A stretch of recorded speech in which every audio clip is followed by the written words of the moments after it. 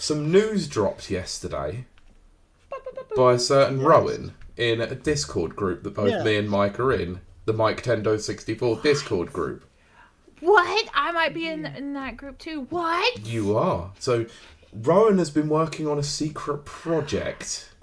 I can't. And It's just a bit of fun. I know it's a bit of fun, but it's a project nonetheless, and you're well known for your projects, and they are very inventive and very cool. So when I saw this come up, I was like, yeah, there you go. Thank you, Mike. I'm glad you were on hand to deliver. I'm on hand, all right. You have already. There you go. You got Mike. Wait, there's more. There's more. Damn. Anyway, so Rowan is known around these parts as a man who likes a project, and he happened to. That's one way to put it. He happened to drop some news yesterday that I wanted to get him to talk about because I, like the good little podcast that I am, I jumped on an opportunity immediately. Yes, he did. As I do. So, Rowan, the floor is yours. I want you to talk about this, and then I have questions. So, fair enough. Please tell us what your project is, and also why. That's a very good question. The project, in a nutshell, I've called it the Switchiverse, which is essentially the Miiverse, but for the Switch platform of Switch 1 and 2. That's kind of the aim and the idea of the game. The story-wise, it was a project years and years ago when the Miiverse actually shut down and there was nothing for the Switch. I thought, how cool would it be to have like a little hub community base where you could somewhat still continue that. I am terrible at coding and doing anything Python related, APIs, God knows what else. Oh gosh. No idea. And I tried roping in a very good friend of mine who could code, but the whole idea and aspect of like how we would approach the project became very difficult on the API front, which was going through Twitter at the time and then trying to save all details and that sort of thing. But now... And then Twitter became a hellhole. And Twitter became a hellhole, yes. But now, like, we have other platforms that are much more open on their API. We also have some really handy AI assistant sort of like tools and that sort of thing, especially in the coding front. So with the beautiful AI knowledge that is from Cursor, essentially it kind of really... Every time I'd have a problem, it would help me resolve that problem. Yes. And I finally was able to manage to get like this project and idea underway to where a Switchiverse is what I would say is somewhat in early development. Mm-hmm. And essentially, you have every game, even like some of the mods, randomizers and that sort of thing, for Switch 1 and 2, which you can filter and section, all that sort of thing. And if you... They all have independent hashtags that have been given out, essentially, to the games when they get fetched from the in-game database, which is owned by Twitch. Essentially, if you use one of those hashtags on Blue Skies, only Blue Skies at the minute because of their open API. Right. If I can get Facebook or whatever, hopefully then more collab. But essentially, it then goes up on the website, and it will be saved there. So then everyone can view everything that's like super game specific, much like it was on the Miiverse. And similar to how it is with the lobbies in Splatoon 2 and 3 with you, like the little doodles and stuff like that, right? Yeah, exactly. And I thought like, someone like, if communities did sort of use this and you were like, oh, I really like Zelda, then you could actually just see everything Zelda specific rather than, if you went to the platforms, you get some groups, but some is, it's not uniformed, shall we say, in one way. So it was kind of trying to get that sort of aspect, as well as like look quite nice and cool, because I like the whole design layout aspect of things myself. And yeah, it was just like, it's nice to finalize and get something actually functional and working. And sort of just seeing like if it's actually, even though it's like 10 years late in the idea train, see if people would like enjoy it and be something that people would use, because a lot of people did like the Miiverse. It was a very good community and that sort of thing. And there's been kind of nothing like it since. And for making it simple and easy to use, sort of thing, then this was kind of my approach and idea to it, really. Seeing as like now on the Switch 2s and the Switch, you can just easily send pictures across to your phone or whatnot. Like, you do kind of no extra steps if you wanted to share it online. You just have to put in a certain hashtag, and then it can like draw up into the actual community sort of game groups and that sort of thing. Nice. Yeah. So, and then it went down a rabbit hole in a few areas, which we'll get into later. Of course, yeah. So my first question I have about this, and it's a not serious question, of course. That's fine. How drunk were you when you came up with this idea? Well, initially, probably pretty. On a scale of 1 to Kylie. That's a good scale, I'd actually. say I was probably like 4 Kylies in. You know. So you'd been drinking for about 20 minutes then? Yeah. There you go.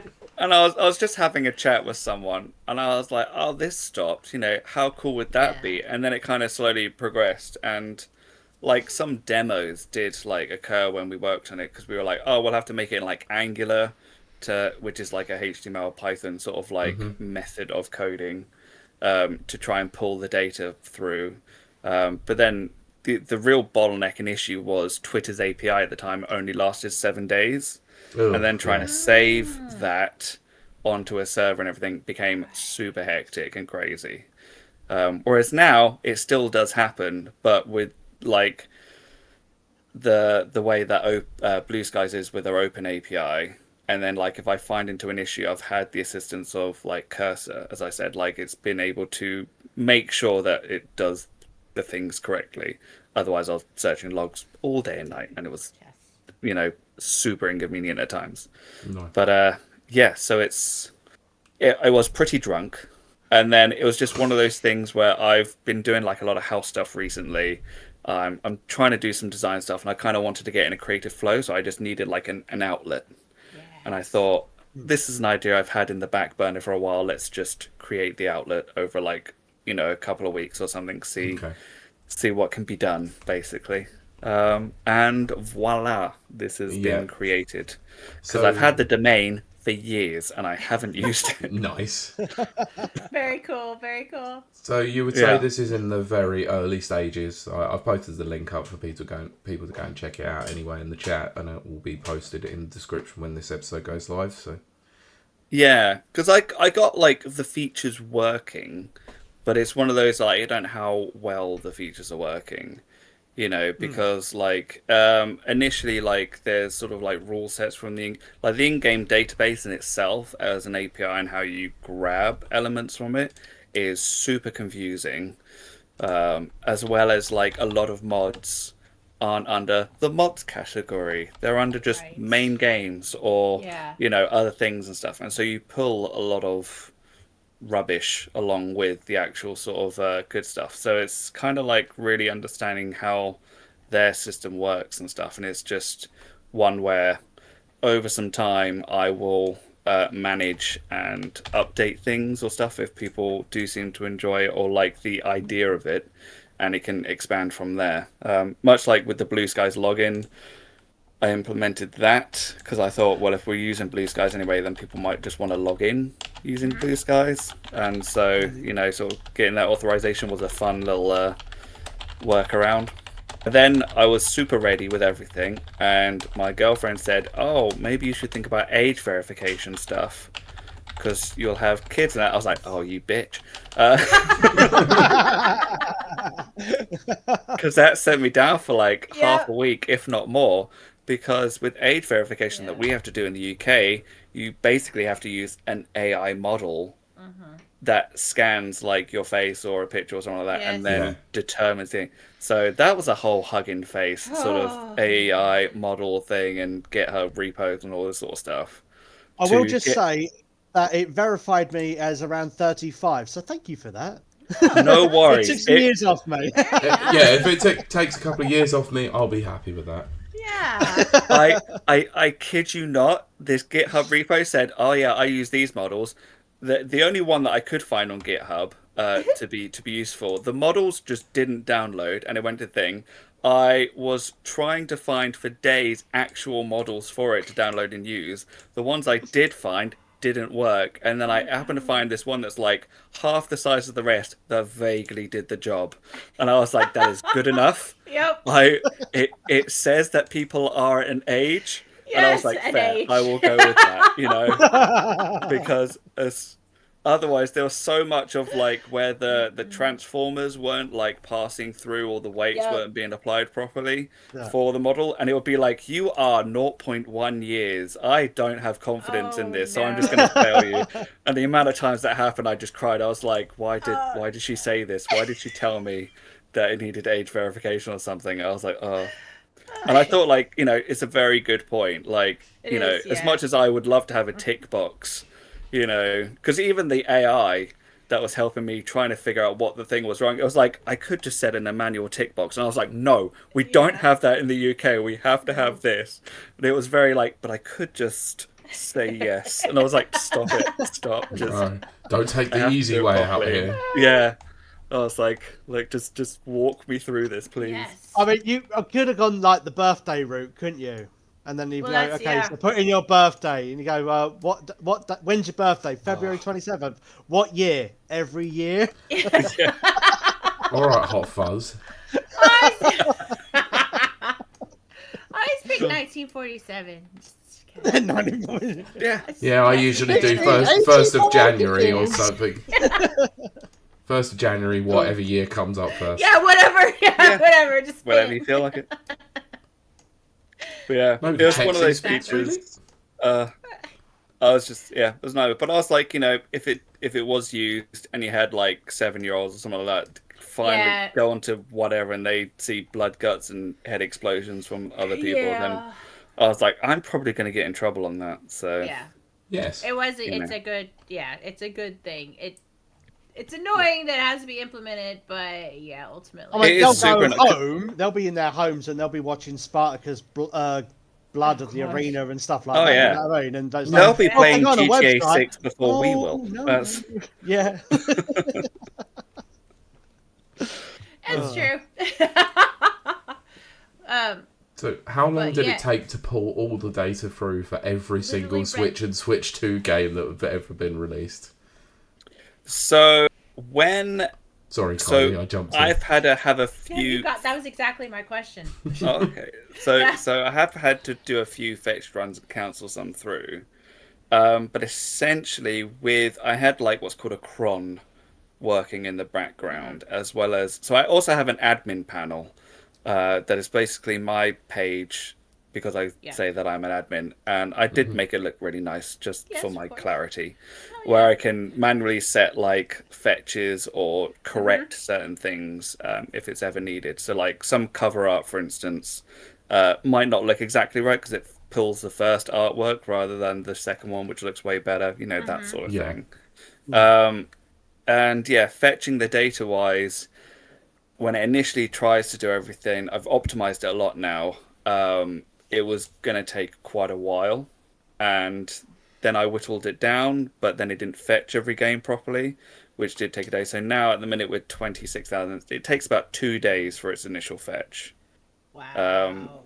And then it filters through and everything. So it's got like 25,000 resources, but I do have a secondary filter to try and get rid of some of the DLC and that sort of stuff thereafter. So, and that's with a cron working every half an hour, which is basically a scripted event. And on the server, they normally run for about like 25 minutes, half an hour on a web server. So I have it set up to be a 25-minute script that runs every half an hour, so there's no overlap. And it was just going and just fetching and fetching and fetching.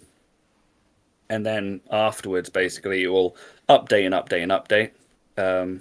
It kind of has this element of if games with age ratings are sort of like, it hasn't got one because it's not released yet, it will check back in a couple of days. If it has fetched and everything's good, you know, it gives it like a week or a month and that sort of thing. So I can make the cron then like not work every half an hour, basically. But yeah, so it should pull new games, it should update things and that sort of stuff. and it works with the way like I manually override things, so it doesn't like just re-overwrite data. And whatnot. And it has like a nice little percentage bar on the admin panel, which I really like. And I was like, thank you very much. I like my percentage bars, Yes. But it's also, and I also love a progress log, so I could actually see then what it was doing. And why it's like skipped this game, why it sort of like got that saved and everything else. Because a lot of the time when you have a cron running in the background, especially on like C panels and that sort of thing, you can't exactly see the error logs or things that it's doing. So it was good to implement those sort of aspects for it and just check it. But yeah, this fetch has taken about 2 days, which is now the final initial fetch. Right, okay. That makes But sense. prior than that, it was different stages of like a day and a half or a day or a couple of hours fetching to see how well it was getting the data. Because when you're saying, you want this title, this, to have then this sort of hashtag, like with the rule set and then these pictures or how this works. If, for instance, you pulled like 3,000 of them out of the 26,000 it went, or, at some point it was 8,000 because I thought I got it really good, but it was really terrible. Then when you have corrections, because a lot of the time the age verification was the worst bit to pull. Yeah, I bet. And it would be quicker, but with DB, sorry, there we go, the in-game database, their age ratings are mostly incorrect for all those games. Really? Well, of course. Yeah, or they're not updated or that sort of thing. So I have to then do web scraping for every game for their ESRB and PEGI from the actual websites. So those probably people over there go, we've just got hit like 30,000 odd times. What's going on? Like, what is this? Whoa! Yeah. Like it's got to a point where to try and get reliability, especially for PEGI, I literally have to be like, it loads up this page in its scripted file. It checks the HTML of the game to make sure it matches the sort of game title to find then the associated div to tell it the age rating, because there's no other way to do it that I found that is reliable and everything, which is why it kind of takes so long.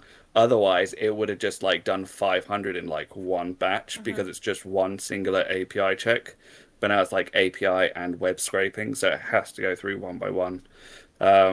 Sort of when it does it. But yeah, so besides that, because I wanted reliability, especially if I was doing age rating stuff, because the last thing you want is something 18 plus that comes through as a 3, and that was very frustrating. Yeah. Like, I like this game. There was a super long period where I was like, I think I've got this, but then I realized everything was coming through as just PEGI 12. And I was like, why is everything PEGI 12? And I was like, all the Mario games, I was like, and I was like 5,000 games through, and I was like, I have to delete all that, and then go back, because updating it thereafter just would have taken forever. Yeah, which is not very good when you've got quite a lot of, let's just say, near the mark porn games on there. Right, yeah, so I am filtering them out, because there was a lot of Japanese anime, those sort of games. And I just went, no one. I was like, for a community, as much as I'm loving of the game community, nobody want that. No. Nobody want that on this. No. Oh, you're guaranteed to get someone on Blue Sky saying, "Why isn't this here? I'm part of this community. Why?" If they're really like that, I'll be like, look, just for you, right? You can have your own private one. Yeah, but that's the Switchiverse after hours. Yeah, yes. That's the rule 34 of Switchiverse. The rule 34, yeah. Oh, gosh. It has a special hashtag, rule 34. Oh god, that's going to pull so much data through. That's going to be awful. Oh my gosh. But I have a secondary filter for those, just because like what came through is like a lot of the Mario Kart booster courses, all that, and it's like you just want Mario Kart 8, so like I have a secondary manual filter. Once it fetches an API, it then checks and gets rid of it. So words then like that, or a lot of like I'm trying to get through like a lot of the additional character costume packs. sort of thing. A lot of the extra namings right. that they do, because that will all get fetched in like the 26,000 sort of things, and that's when they're put as a main game, not like a mod or DLC and that sort of thing. Which is why that's kind of been the frustrating part of sort of the IGDB sort of API thing, because a lot of it will be main game, but you'll miss a lot of it because it's just classed as null. Apparently. Yes. Yeah, I guess that comes down to a lot of listings of things like, for example, Smash Brothers Fighters Pass is like Fighter Pass 1, Fighter Pass 2. Yeah. Same with Street Fighter. It was like Year 1 and 2 edition, and then Season 3 edition, and it's like, oh, for God's sakes. There was this one game called Sniper Hunter, which in my admin panel, I can now like just manually delete entries because I had to for this game, because the filter wouldn't work. But it was called Sniper Hunter, right, which is S dot, and so forth. So it was first up on the list, but it had like 20 editions and sort of things. It had like the silver edition, gold edition, legendary, deluxe. It had sort of like the tropical freeze one, or what, tropical thunder. And it had just so many other. And I was like, just have the one. Just you don't like, why are there so many of this game? And I feel like it's a game where the developer went like, look, this is either doing really well, like we're just going to keep ramping up. Like, here's another one. Here's that, and it's all the same game because it's all the same in-game icon and all this sort of thing. There's nothing new about it besides a tiny bit of text, but they went full ham on every edition you could possibly imagine. You're probably going to get that with like, is it AA clock or AAA clock or something? Yeah, so I deleted a few of them as well. There's still some of them there, but I have deleted quite a lot of AAA clocks already. My god! That is so like stupid. The jellyfish is gone. The thing, I'm like, you don't need that. But that's where I'm like, it's a work in progress. I've got the basis, the mechanics of it, hopefully working. Like, the posts do come through. You can like make an account so you can save your sort of game community, shall we say, and then you can save posts that you like. Because that's what the account's there for, really. Because I thought like with so many games, you get the clutter. So I thought the account aspect is just like so you can quickly go to what you like, essentially. And so but at least like functionality, it's working. Yeah, I mean, I've been testing this whilst you've been talking. I've managed to sign up to an account and posted some things that come through on Smash Brothers Ultimate. So there you go. Oh, nice. Ah, yeah. Doing some live testing for you, which is. Thank you very much. So you can go and check it out. Obviously, it works really well. Surprisingly, actually, like posted it up on Blue Sky, and then a minute later, it was appeared on there.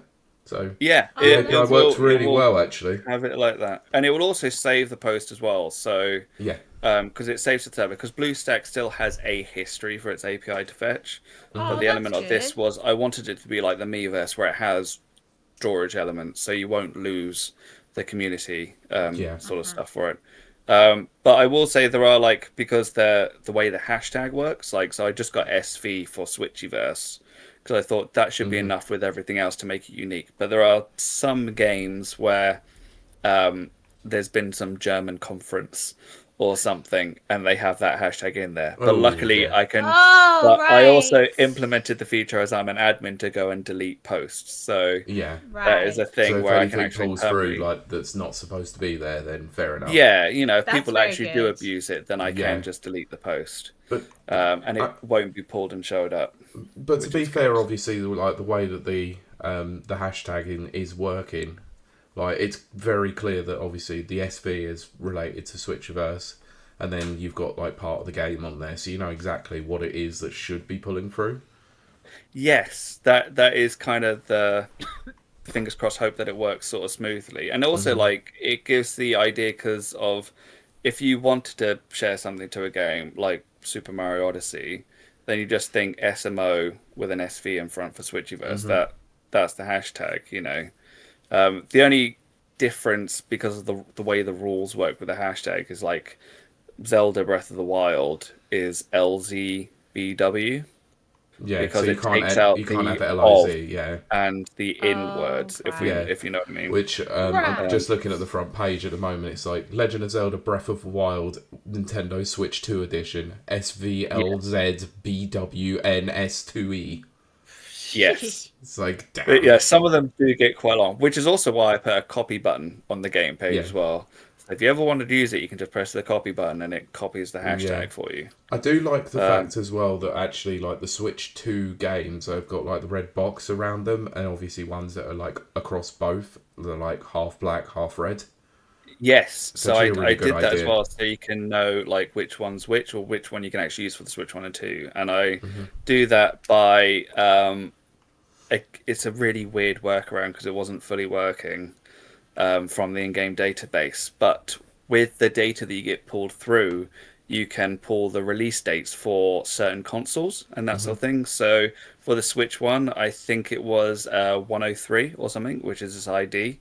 And for the Switch 2, it's 508 and that sort of thing. And the way that it works, because you couldn't just say if it's got a release date for either or, then it's a Switch 1 and 2 or Switch 2. Because for instances like Donkey Kong Bazaar, there was going to be a Switch 1 release, but it got cancelled.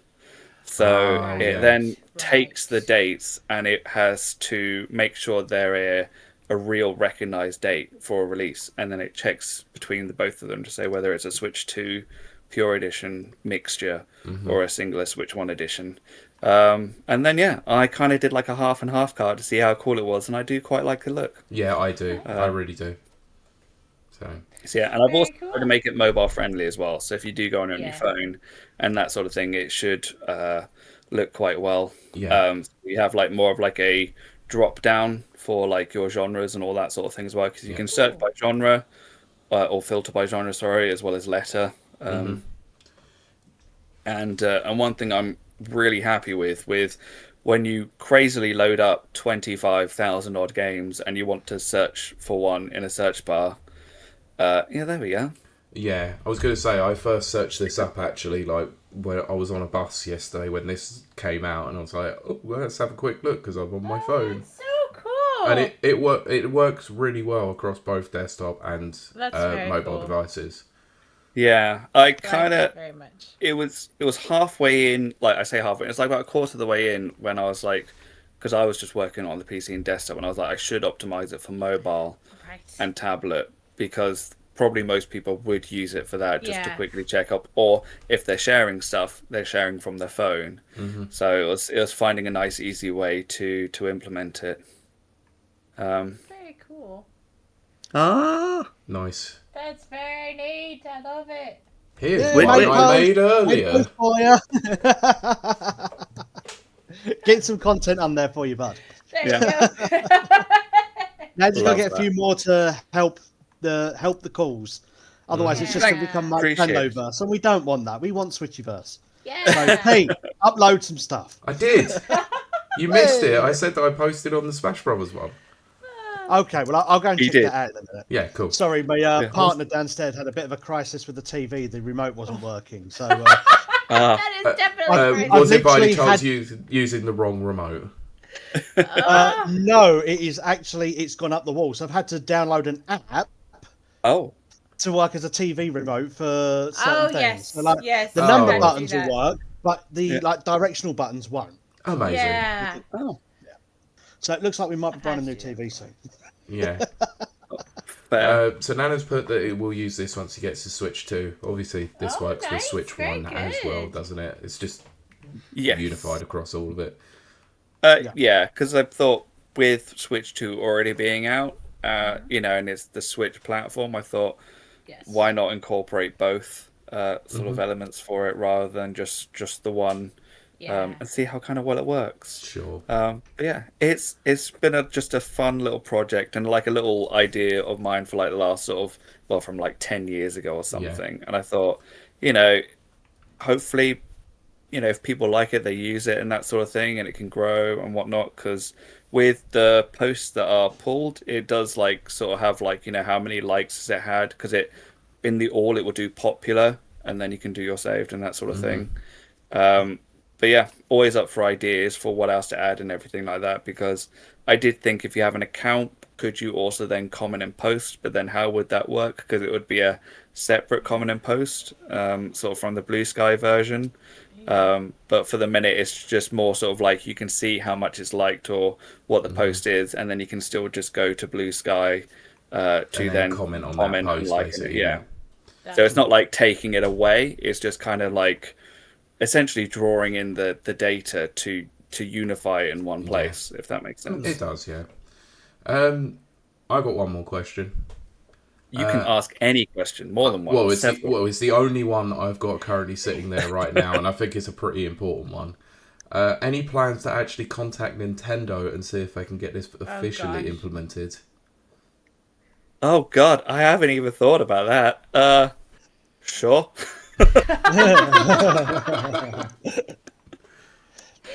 There is a problem with that, Pete. You know what Nintendo is like. And unless they're in full control of the IP, you're joking. D&D on its way. No, you're joking, right? Nintendo doing something with their properties that they haven't done themselves, and cease and desist.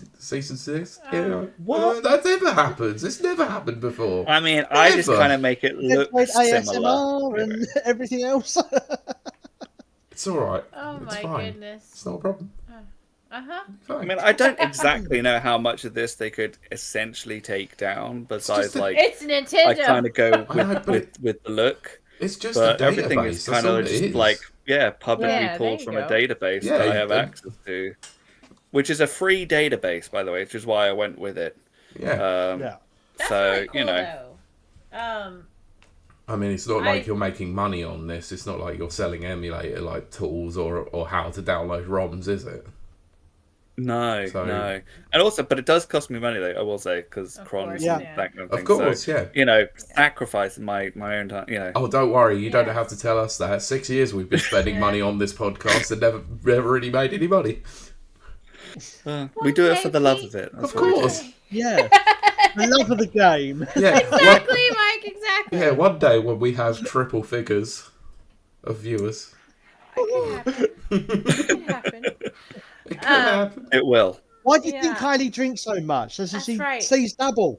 Yes, exactly. Whenever I check the numbers, they're really exceptionally well. No, that's your inbox. Well, there's 6,016 viewers. No, it's just 16. You sure? Wow, the numbers are really good this week. Kylie, they're 8. No, they're 88. 888.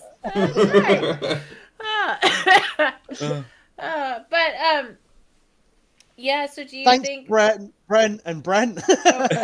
Yeah, for your multiple listens every week. We have 4 Brents! All from the same area of the US. Wow, how crazy is that? But I do want to ask, when you pull from... You said you pull from the Twitch database, which I think is pretty good. That's a pretty good idea. But do you have it where it like separates the Switch games from the non-Switch games? That is a simple question, but I am curious. In what sense of Switch games to non-Switch games? Well, like if you have access to the entire Twitch database. Oh, yes. I see what you mean. Yeah, like if there's like multiple versions of games on different platforms. Yes, that. Thank you, Pete. Yes. Yeah, so IGBD, which is owned, I think it's owned by Twitch, I think, which is the one I went with because I was like, it's going to be around for a while. Yes, okay, that's what I was wondering. Yes, so essentially each platform has a category, which is, I think, like Switch 1 is 103, Switch 2 is 508 or whatever. If I wanted to then add other, like if I wanted to make the Switchiverse more of a verse for like PlayStation, Xbox, that sort of thing, then I can just easily add an extra category and it will then pull that data forth as well.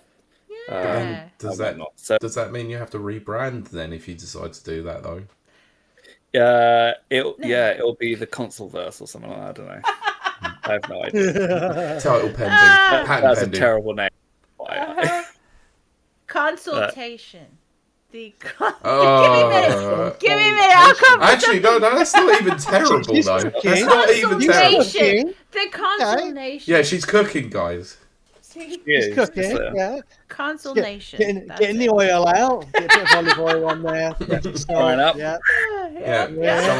Someone chop the onions, please. Yeah, there you go. Nice.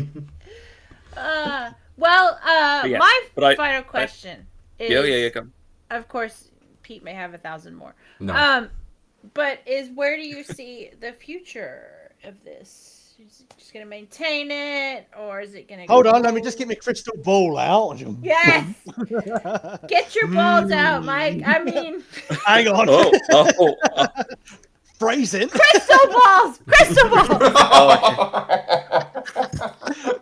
Crystal balls. I'll just go... If they're that big, I have questions. No, you need them assessed. You've seen that episode of South Park where they Yes. marijuana, They're like little space hoppers. Medicinal fried chicken, I believe the episode's called. Yeah. Yes. It's all right, Sharon. It's just a little bit of cancer. Oh gosh! A little bit of cancer. I love South Park. Anyway. I South Park does it so well. It does. But yes, to answer your question, yes. the future, the idea, the balls. I think I just kind of saw it as just like a volume, big or small, of a community kind of using it and just sharing stuff together. I want to implement features that people suggest if I can, that kind of help obviously optimize it a bit more, or get rid of the weird straggle games and that sort of thing, so it's more of the mainline stuff and whatnot. But yeah, it's just hopefully like it's the idea that it kind of just gets used, really, I guess would be nice.